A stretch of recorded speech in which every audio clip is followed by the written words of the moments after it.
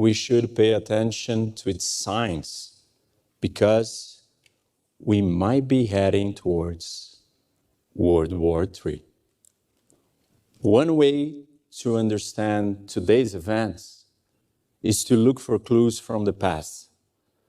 But cherry-picking historical events to forecast the future is a risky exercise that it oftentimes only reinforces our biases. So, I want to do something different. Instead of comparing historical examples with what is happening now, I will examine 4 major dimensions of life: the social, economic, political, and military dimensions. And I will analyze key trends within each one of those dimensions in 3 critical moments in history: before World War I, before World War II, and today. So, let's begin with the social dimension. And there are many factors that shape societies, but I want to focus on how technological innovations have produced social anxieties and destabilized societies throughout history. Before World War I, the Second Industrial Revolution was transforming life with electricity, cars, phones, mass production, and more. While many celebrated these advances, they also disrupted societies. For instance, machines replaced workers, and new farming techniques uprooted populations from the countryside. These led to insecurity and resentment. At the same time, traditional authorities, such as churches and monarchies, they were questioned at that time. And new mass movements, they emerged, such as labor unions and nationalist leagues. People were afraid that progress was shaking the very foundation of societies. Moving a little bit ahead in the interwar years, before World War II, technology continued to affect life. The word robot was even coined in 1921, and it symbolizes fears of possibly machines substituting human jobs.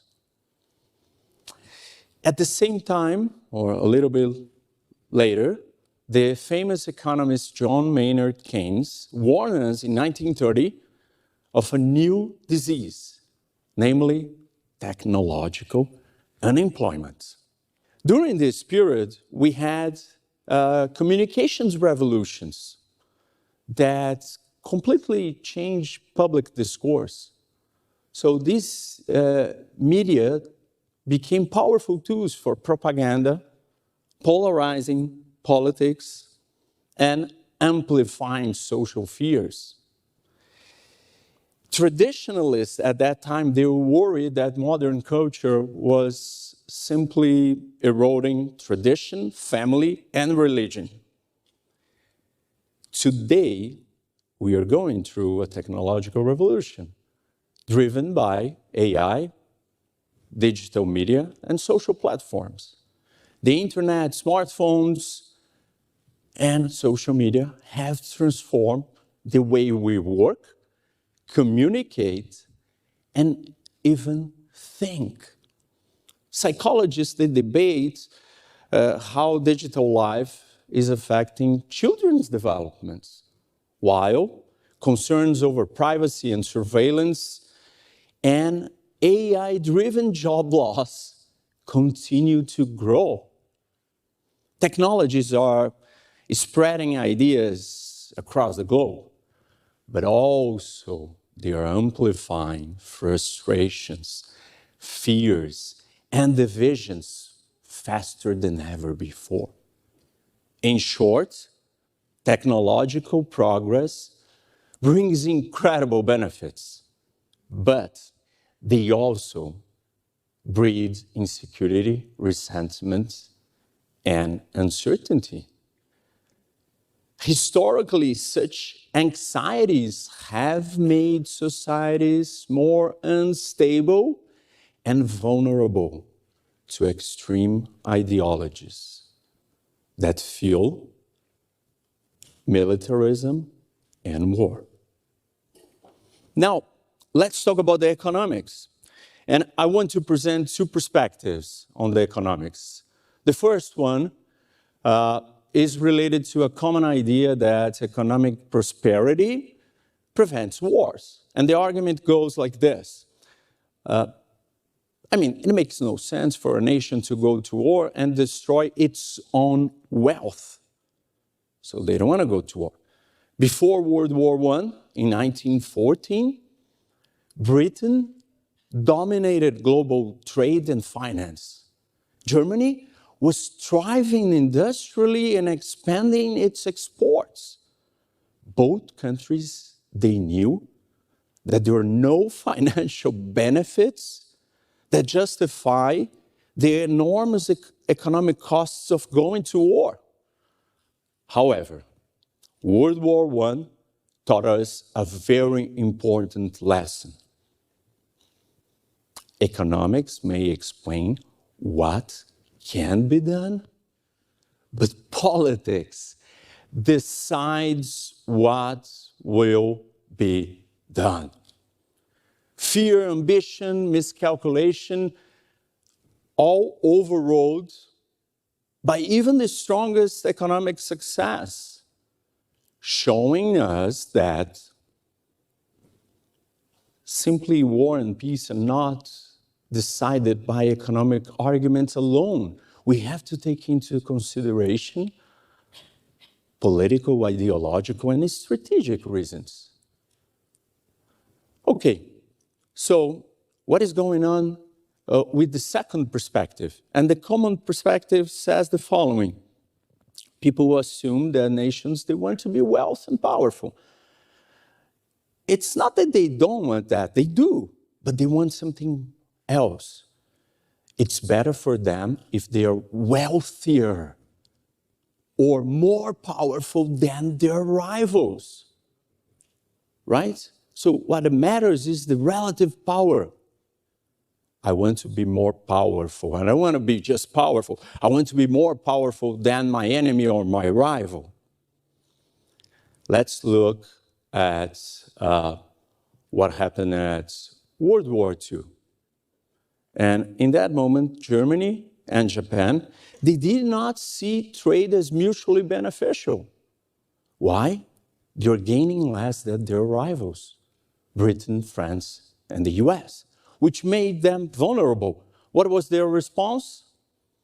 Searching for self-sufficiency and eventually war. All right, so what is going on today? There are two main ideas that we see all over.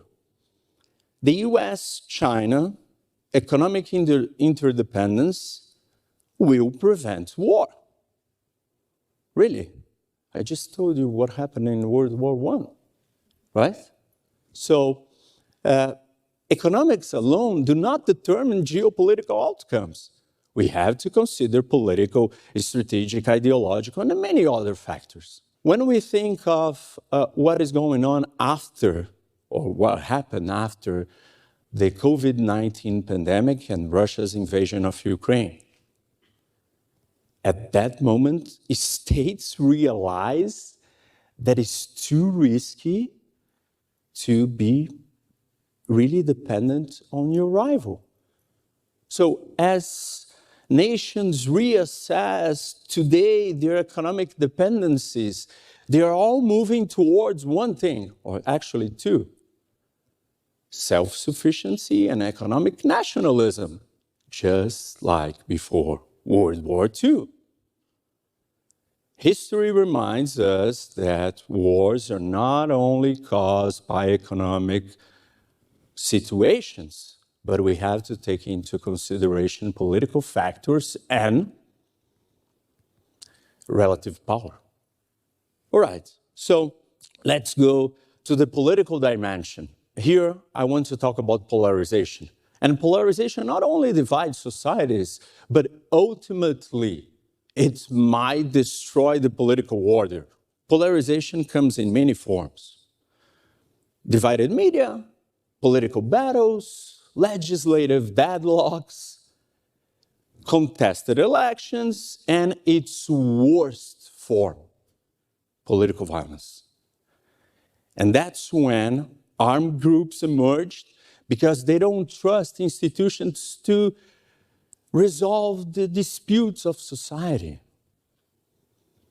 What do we have in World War I? Before that, actually. In the Balkans, there is deep polarization and many nationalist movements clashing against the Austro-Hungarian Empire.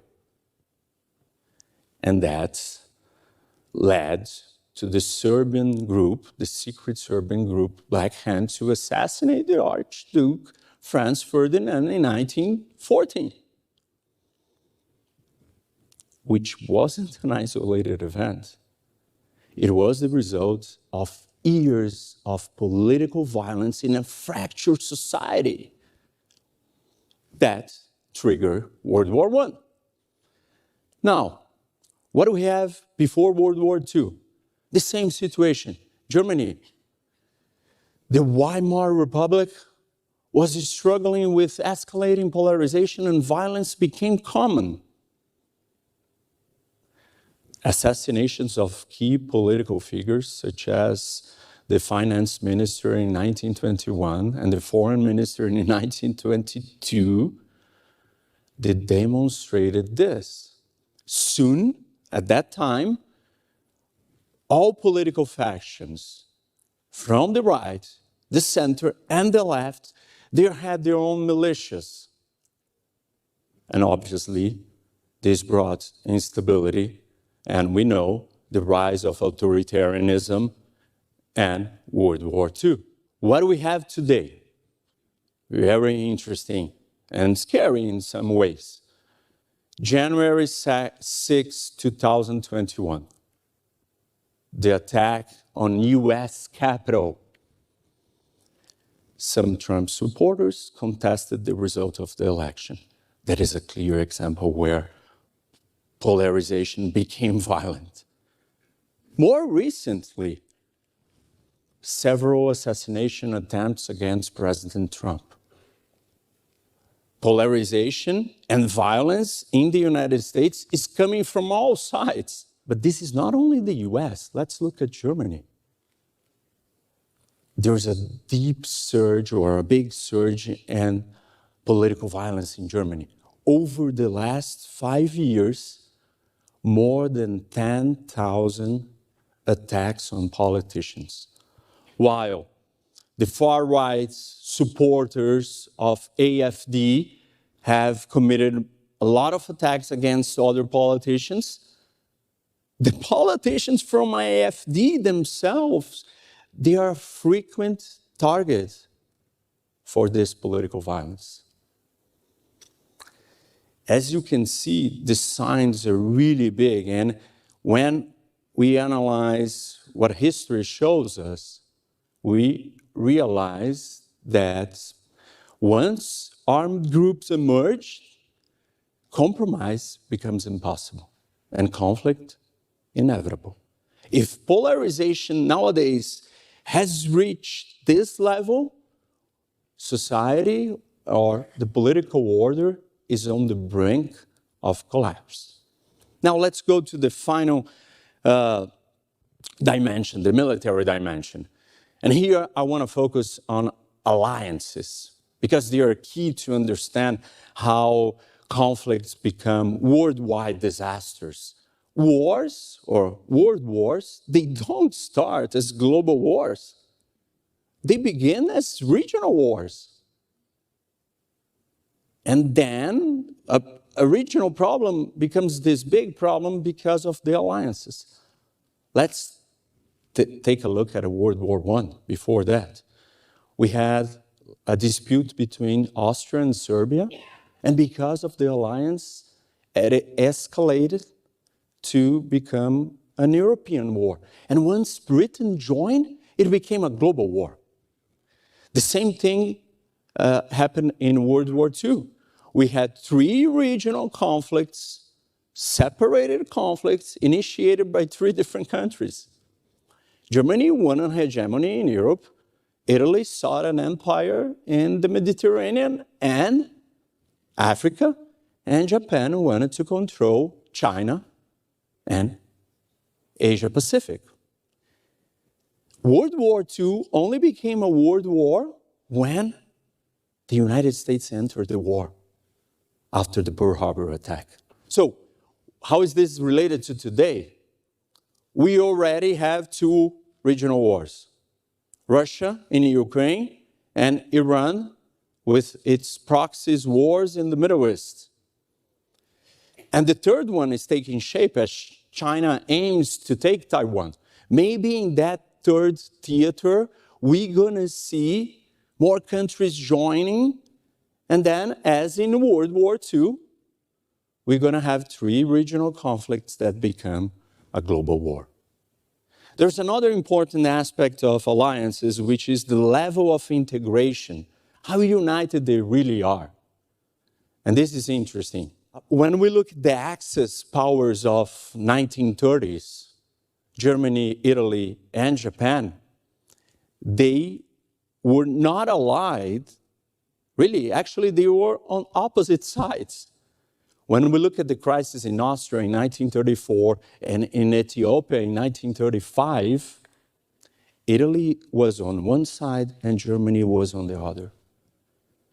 When we look at who was helping China against Japan until late 1938, that was Germany. And then comparing this today, we have a new axis being formed. China, Russia, North Korea, and Iran today, they are all united.